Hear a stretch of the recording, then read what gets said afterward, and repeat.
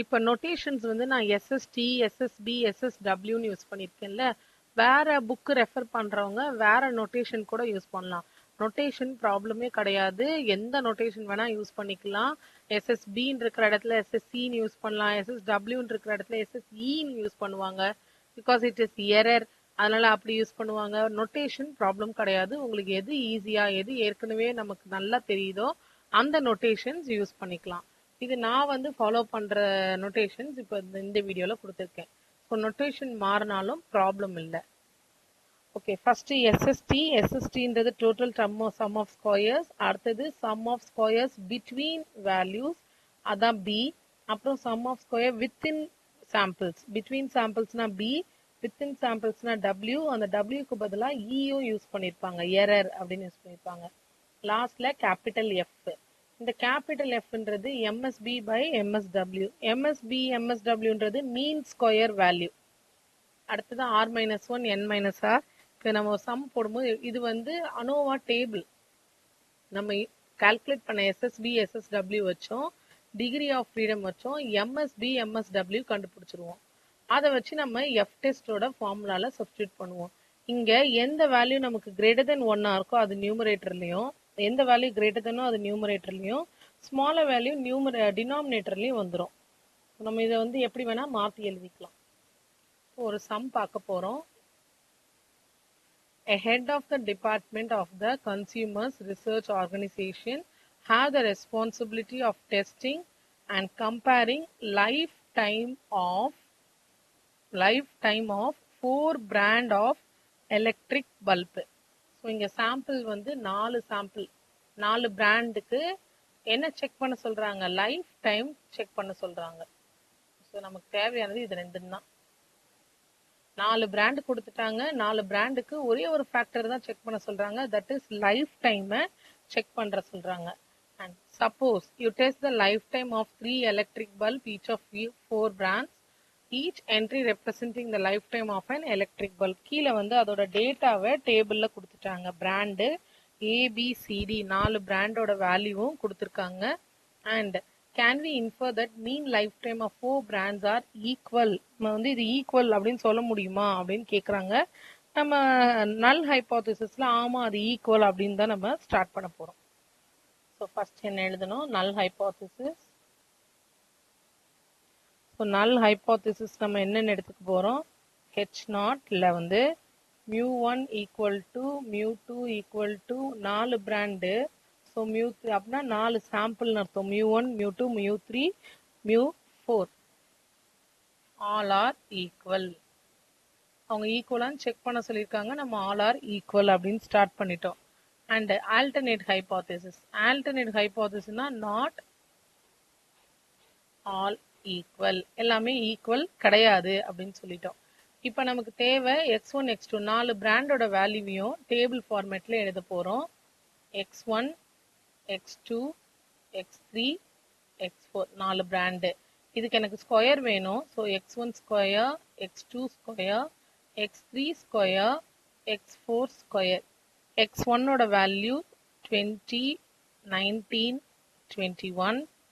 இங்க 25, 23, 21, 24, 20, 22, 23, 20, 20. ஓகே, இது வந்து கொஸ்டின்ல கொடுத்த 4 வேல்யூ.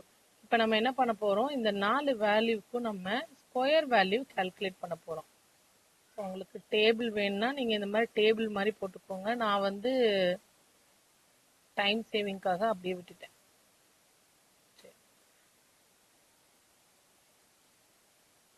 ஓகே, இப்போ ஸ்கொயர் பண்ணி எழுதிட்டு அதுக்கப்புறம் நம்ம சம்முக்கு ப்ரொசீட் பண்ண ஆரம்பிச்சிடலாம். x1 ஸ்கொயர், x1ல இருக்கிற வேல்யூ எல்லாம் ஸ்கொயர் பண்ணுங்க. 400, 361 அண்ட் 441.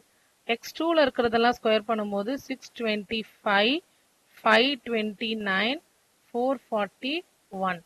x3ல ஸ்கொயர் பண்ணும்போது 576, 400 அண்ட் 484. x4ல இருக்கிறது ஸ்கொயர் பண்ணும்போது 529, 400 அண்ட் 400. ஓகே, இப்போ எல்லாம் ஸ்கொயர் பண்ணி எழுதிட்டோமோ, இப்போ எல்லாத்துக்கும் டோட்டல் எழுத போகிறோம்.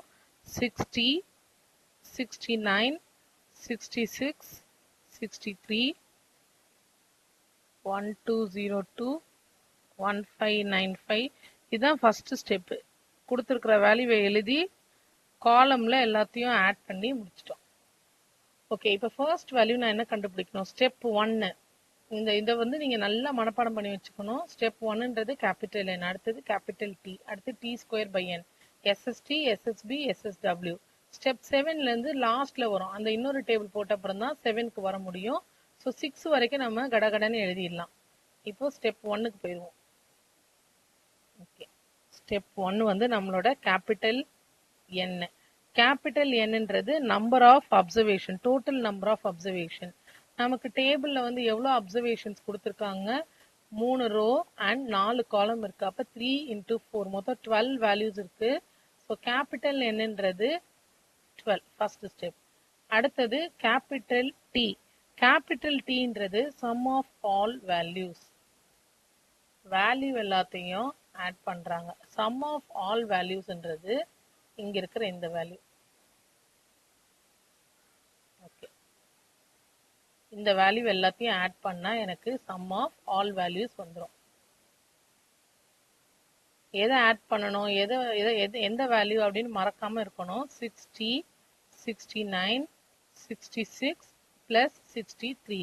அப்போ என்னோட capital T value 258. So second step முடிஞ்சிருச்சு. Third step correction factor. அதோட பேர் வந்து கரெக்ஷன் ஃபேக்டர். நம்ம அது எழுதணும்னு இல்லை, டைரக்டா வேல்யூ எழுதிக்கலாம். T square by capital N. T ஸ்கொயர்ன்றது 258 ஸ்கொயர் பை கேபிட்டல் Nன்றது 12. ஸ்கொயர் பண்ணி டிவைட் பண்ண என்னோட வேல்யூ 5547. இதுதான் T square by capital N.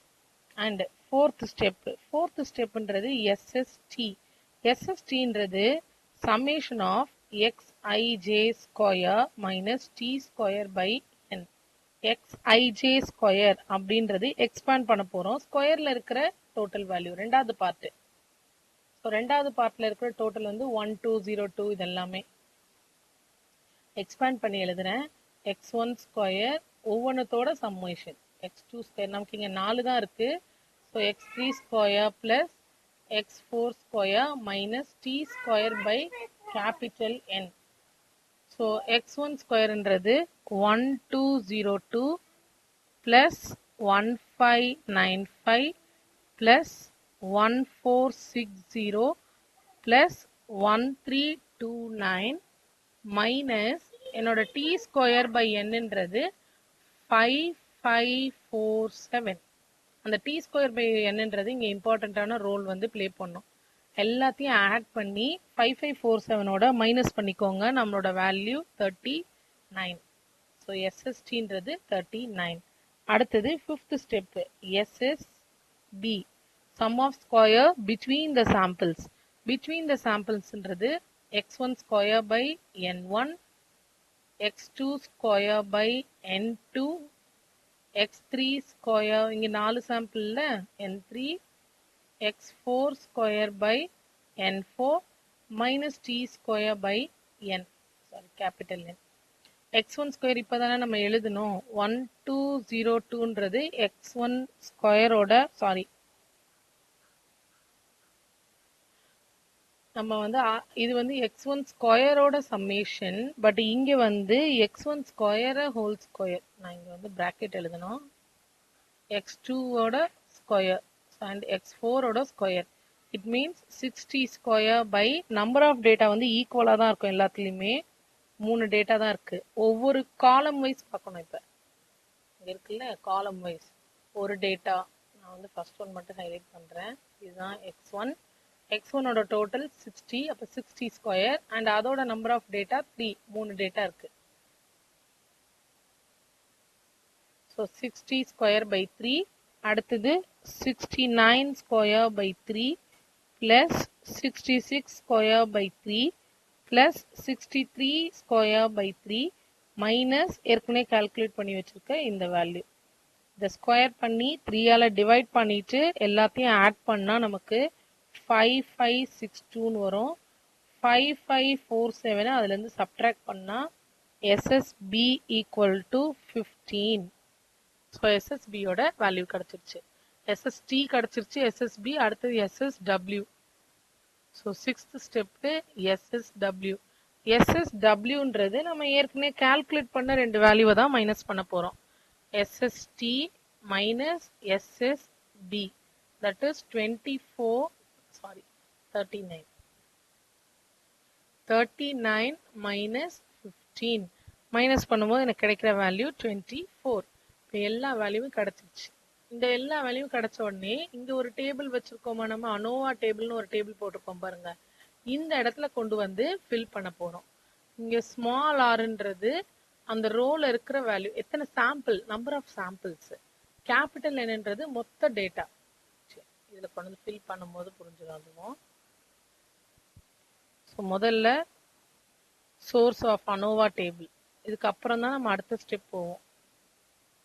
Step 7 வந்து last. Okay, first source of variation, அடுத்தது sum of squares. Source of variation நமக்கு ரெண்டு வேரியேஷன் இருக்கு. ஒன்னு பிட்வீன் சாம்பிள். பிட்வீன் சாம்பிளை நம்ம எப்படி டினோட் பண்ணியிருந்தோம், SSBன்னு டினோட் பண்ணியிருந்தோம். And then within sample, within sample என்ன டினோட் பண்ணியிருந்தோம்னா SSWன்னு டினோட் பண்ணியிருந்தோம். SSB SSW வேல்யூ நமக்கு தெரியும். SSB ஓட வேல்யூ 15, SSW ஓட வேல்யூ 24. ஸோ இது 15, இது 24. இது முடிஞ்சிருச்சு. Okay, next degree of freedom. Degree of freedom first கேஸ்க்கு சாம்பிளுக்கு வந்து R-1. ஆர்ன்றது எத்தனை சாம்பிளோ அந்த வேல்யூ. இங்க நமக்கு 4 சாம்பிள் தான் எடுத்து டெஸ்ட் பண்றோம். So 4 - 1 which is equal to 3. Within sample அப்படின்றது டோட்டல், மொத்த டோட்டல்ல எவ்வளவு டேட்டா இருக்கோ அது. So capital N minus small R. Capital Nன்றது டோட்டல் வேல்யூ 12 மைனஸ் 4ன்றது number of samples, that is 4. So 12 - 4 equal to 8. இப்போ டிகிரி ஆஃப் ஃப்ரீடமும் கிடைச்சிருச்சு. அடுத்தது மீன் ஸ்கொயர் வேல்யூ கால்குலேட் பண்ணணும். மீன் ஸ்கொயர், மீன் ஸ்கொயர்ன்றது இங்க MSB. MSB கால்குலேட் பண்ணணும்னா SSB டிவைடட் பை R-1. SSBன்றது 15, இதுல தான் நம்ம கால்குலேட் பண்ணி வச்சிருக்கோம். இது 3, 5 வேல்யூ வந்துருச்சு. அடுத்ததுக்கு MSW கால்குலேட் பண்ணோம். Mean square within sample. Wக்கு SSW divided by N - R. முன்னாடி கால்குலேட் பண்ணிருக்கிறதா இங்க கொண்டு வந்து யூஸ் பண்றோம் பாருங்க. 24 டிவைடட் பை 8 which is 3. இப்போ எது பெரிய வேல்யூவோ அதை தான் நம்ம F டெஸ்ட்டுக்கு மேல எழுதுவோம்.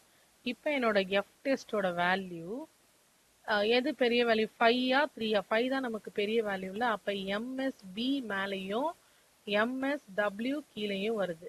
Bனா 5, 5/3. 5/3 கால்குலேட் பண்ணா 1.67. இந்த 1.67ன்றது நம்ம calculated value. So calculated F value வந்து 1.67. இப்போ டேபிள் வேல்யூ செக் பண்ண போறோம்.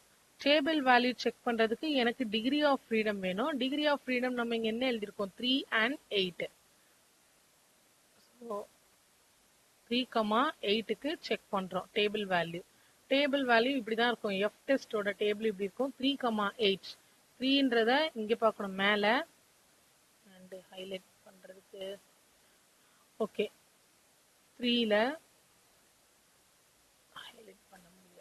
ஓகே, 3 வேல்யூல இங்க 8. ஸோ ஃபர்ஸ்ட் வேல்யூவை மேல பார்க்கணும், செகண்ட் வேல்யூவை சைட்ல பார்க்கணும். 3,8ஓட வேல்யூ 4.07.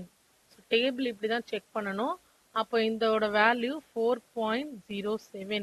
இப்போ நான் கால்குலேட் பண்ணும்போது எனக்கு 1.67 கிடைச்சது. என்னோட டேபிள் வேல்யூல 4 பாயிண்ட் கிடைச்சிருச்சு. ஸோ இங்க என்ன சொல்லிடலாம் நம்ம, calculated value is less than table value. So calculate value less than table value அப்படின்றதுனால H0 is accepted. H not accept பண்றோம். It means lifetime of 4 samples are same.